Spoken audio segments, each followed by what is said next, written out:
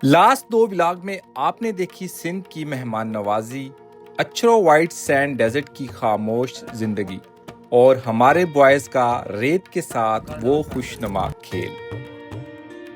आज हम आपको लेकर चलते हैं सिंध के दिल में, जहां तारीख बोलती है, सकाफत सांस लेती है और ज़मीन की वो जरखेज़ी नज़र आती है जो शायद आपने कभी नज़दीक से महसूस ना की हो। सिंध सिर्फ एक ज़मीन नहीं, एक कहानी है जो हर मोड़ पर अपना राज खोलती है। ऑनेस्टली हम लोगों ने कभी इस तरह देखा नहीं है कि इंटीरियर सिंध में आकर और यहाँ के लोग मतलब दिल हमारा जीत लिया यहाँ के लोगों ने। लास्ट नाइट कंप्लीट कॉन्वॉय अक्षरों से डायरेक्ट साबूराव नवाब शाह जावेद भाई के पास पहुंचा। सुबह एज यूजुअल थोड़ा सा लेट उठे, बेहतरीन नाश्ता किया और यहाँ भी जावेद भाई और उनकी फैमिली ने सबको सिंध की ट्रेडिशनल सिंधी अजरक पेश की।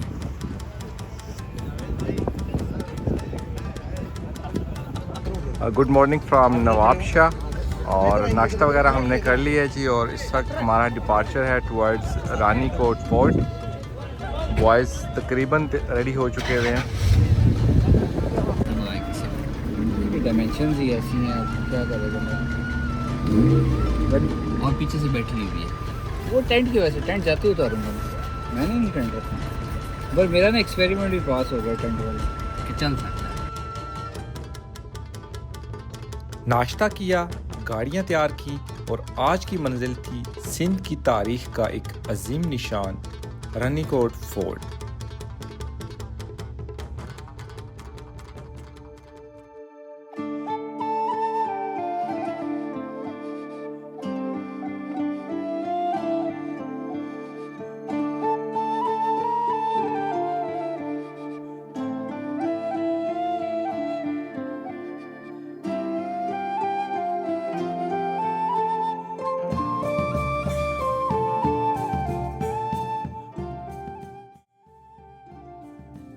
सईदाबाद से रानीकोट तक का सफ़र तकरीबन कोई 122 किलोमीटर था और मेन हाईवे से लगभग 40 किलोमीटर।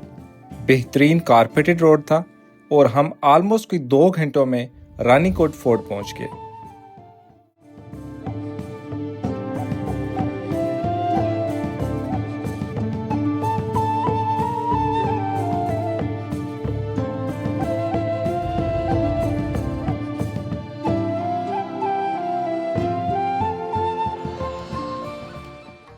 सो जी राइट नाउ हम मौजूद हैं रानीकोट फोर्ट के अंदर और यहाँ तक का सफ़र हमने स्टार्ट किया था नवाब शाह से। तकरीबन कोई 1.5 घंटे की ड्राइव थी हमारी। फाइनली हम पहुँच चुके हैं। वैसे भी आपको पता है इस रानीकोट फोर्ट की ख़ास बात क्या है? नहीं, अभी तक नहीं पता। इसकी ख़ास बात ये है कि इसकी कोई हिस्ट्री नहीं है, किसी को पता नहीं इसकी हिस्ट्री क्या है। Very nice. किसी को ये नहीं पता है क्यों बनाया गया है और कब बनाया गया है। इसकी हिस्ट्री इतनी पुरानी है। अच्छा, इसका मतलब जब वापस आके इसको सर्च करना और पड़ेगा। दूसरी चीज़ ये सुना है साउथ एशिया का या कुछ लोग ये भी कहते हैं कि दुनिया का सबसे बड़ा फोर्ट है ये। इंटरेस्टिंग चीज़ है। इसको जाके हम ज़रा विकिपीडिया करते हैं कि क्या चीज़ है। एक्चुअली मुझे ना वो आपको सामने ऊपर नज़र आ रहा होगा, यहाँ भी ये फोर्ट नज़र आ रहा है, ग्रेट वॉल ऑफ चाइना की तरह की ना। हमें इसकी साइड्स में इसकी कुछ जो बाकियात हैं वो नज़र आ रही हैं। तो चीज़ बहुत ही खूबसूरत है, बहुत ही खूबसूरत लैंडस्केप है। इस तरफ हमारे आएगा बलूचिस्तान। बिल्कुल अभी हम सिंध और बलूचिस्तान के बॉर्डर के ऊपर खड़े हैं। रानीकोट फोर्ट को the great wall of Sindh भी कहा जाता है। सिंध के पहाड़ों के दरमियान बना ये पुर असरार फोर्ट दुनिया के सबसे बड़े किलों में भी शुमार होता है और इसका रकबा तकरीबन 32 किलोमीटर है। इसकी असल तारीख तो क्लियर नहीं, लेकिन कुछ हिस्टोरियंस कहते हैं कि इसकी बुनियाद सिसेनियन एम्पायर के दौर में रखी गई, जबकि कुछ के मुताबिक तालपुर हुक्मरानों ने 18th सेंचुरी में उसको दोबारा तामीर करवाया। रानीकोट फोर्ट सिर्फ एक किला नहीं बल्कि एक पूरी डिफेंसिव वॉल सिस्टम था, जिसमें कई दरवाजे, वॉच टावर्स और अंदर छोटे फोर्ट्स भी मौजूद हैं, जिनमें मिरी फोर्ट और शेरगढ़ फोर्ट फेमस हैं। यह किला इतने वसी इलाके में फैला हुआ है कि इसे देखकर इंसान हैरान रह जाता है कि उस दौर में भी इतनी अजीम तामीर आखिर कैसे मुमकिन हो सकी और उस वक्त के हुक्मरानों को किससे खतरा था जो इतना बड़ा किला बनवाया। आज भी रानीकोट फोर्ट सिंध की तारीख, सकाफत और पुरअसरार माजी की एक जिंदा निशानी बनकर खड़ा है।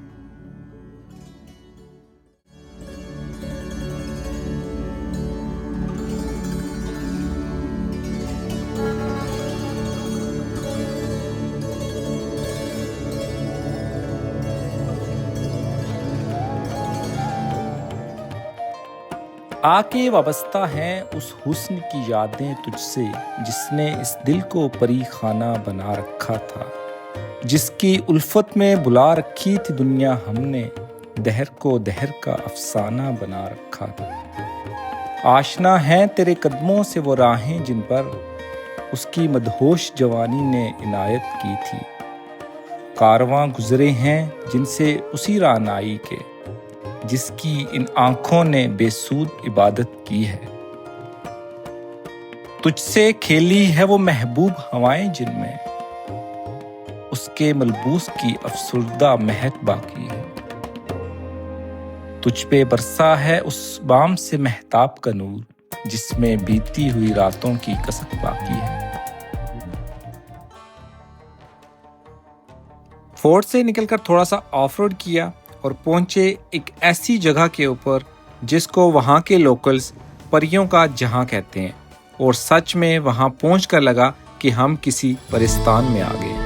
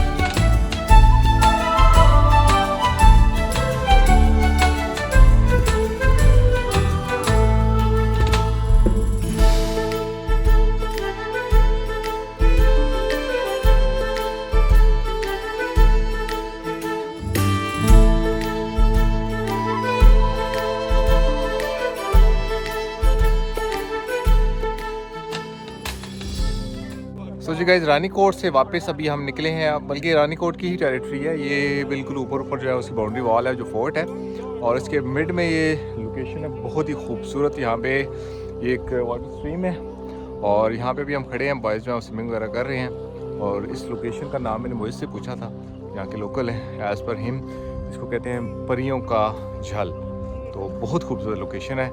यहाँ पे अभी बॉयज़ अपना इंजॉय मार रहे हैं। यहाँ पे फिशेज़ हैं और क्या कोई खूबसूरत लोकेशन है, ब्लू वाटर है और नेक्स्ट लेवल लोकेशन। इसके बिल्कुल बैक साइड के ऊपर बलोचिस्तान स्टार्ट हो जाएगा हमारा। लोकेशन इतनी खूबसूरत थी कि वहां से वापस आने का दिल ही नहीं कर रहा था, लेकिन शाम होने लगी थी और हमें दिपारजा नौशहर फेरोज में आफ्ताब भाई के पास पहुंचना था, जहां आज पूरे ग्रुप का डिनर था।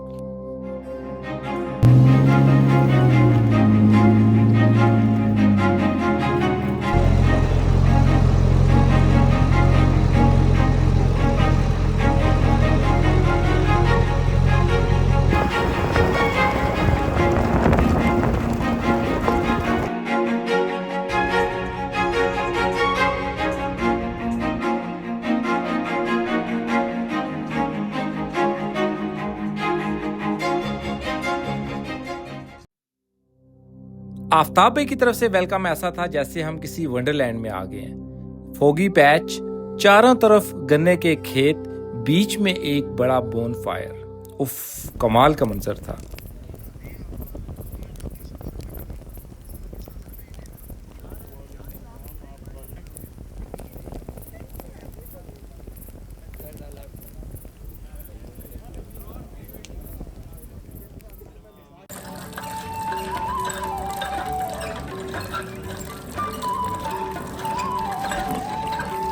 उमर भाई क्या मसला था? दिपारजा की सुबह बिल्कुल प्योर पंजाबी विलेज वाइब से भरी हुई थी। ठंडी हवा, हरियाली और गांव का एक सुकून। हमारे बॉयज इस वाइब को दिल खोल कर एंजॉय कर रहे थे। सच में वो सुबह एक अलग ही फील दे रही थी।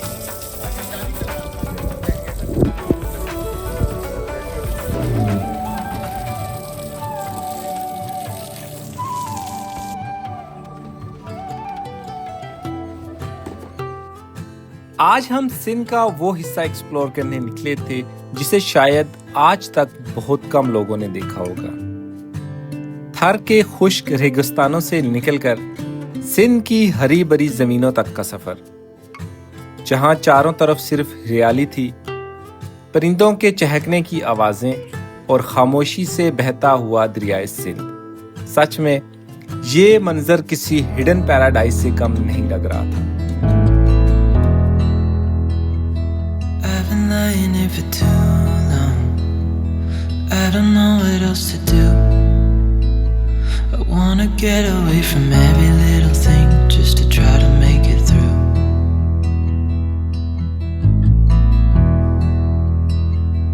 I've been thinking about my options, every detail in my head, but it doesn't really matter, nothing matters, so I cry instead.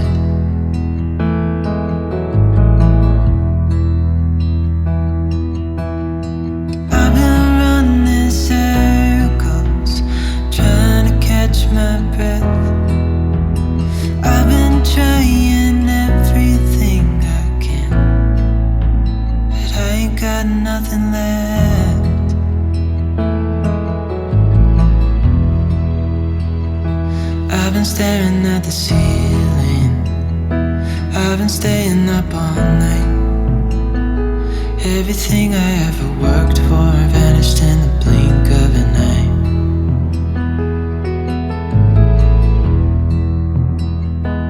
I've been asking every question, 'cause I haven't got a clue. Why's it gotta be me? What the hell am I? तो जी आज रात का हमारा stay था आफ्ताबई के पास, new Jatoi, interior Sindh में। और इस वक्त हम आए हुए हैं बिल्कुल रिवर के ऊपर। ये है हमारे पीछे जो है वो इंडस रिवर है। काफ़ी देर से हम इसके साथ साथ ट्रैवल कर रहे थे। ऑफ रोड पैच था एक बहुत ही मज़े का, साथ साथ खेत थे जिसमें गन्ना, सरसों वगैरह। और अभी हम शाम का टाइम है और ये इंडस के साथ बिल्कुल बैठे हुए हैं, कुछ अपना टाइम एंजॉय कर रहे हैं। ये पीछे परिंदे आपको नज़र आ रहे होंगे।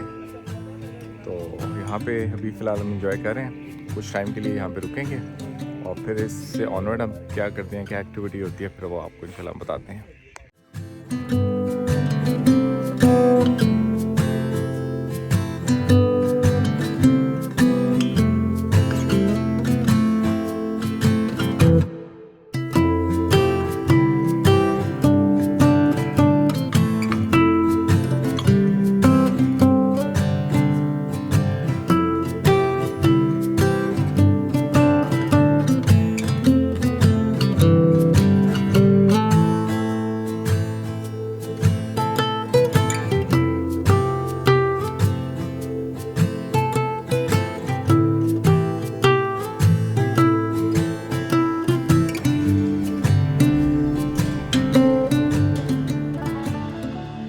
इस खूबसूरत लोकेशन के ऊपर हम काफ़ी देर बैठे, नेचर को एंजॉय किया, दरिया, हवा और परिंदों की आवाज़ें, और फिर हम निकल पड़े अपने सिंध ट्रिप की लास्ट लोकेशन की तरफ।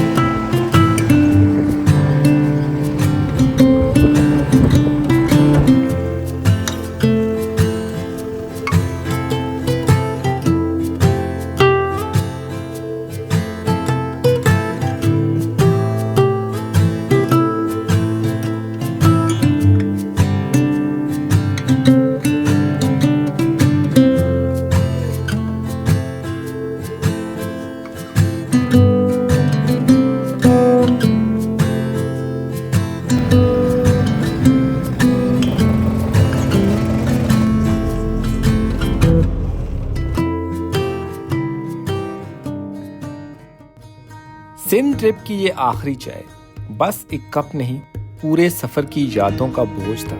दिल चाहता था वक्त यहीं रुक जाए, लेकिन अब सफ़र वापसी का शुरू होना था।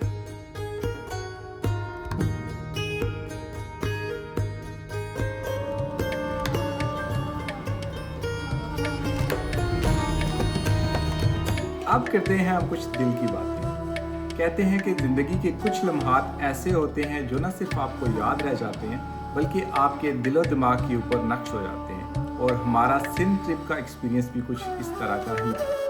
ऐसा लगता है कि ये ट्रिप सिर्फ 5 रातों नहीं बल्कि 5 सदियों का था, जहाँ ना सिर्फ हमें बाकमाल लोग मिले हैं बल्कि हम ज़िंदगी का एक ऐसा एक्सपीरियंस करके आए हैं जो हमने कभी सोचा भी नहीं था। सिंध जितना जरखेज़ है उससे कहीं ज़्यादा मेहमान नवाज। यहाँ के लोग ना सिर्फ दिल के अमीर हैं बल्कि हर जगह आपको अपनाइयत, इज़्ज़त और मुस्कुराहट से अपना गर्विदा बना लेते हैं। ये वो एक्सपीरियंस है जो शायद मैं अपने अल्फाज में बयान ना कर सकूँ। Once again, I'm thankful to Wahab for organizing such a wonderful trip. और special thanks to आफ्ताब भाई, साईं कादिम अली शाह साहब, जावेद रहू भाई, Ali Nawaz Shah Sahab, Javed Nizamani Sahab, and the entire Sindh team for such a great experience. Love you all. I can feel there is somebody here, and he's watching over me tonight as he takes away my fears, lets me know there's a heaven up there.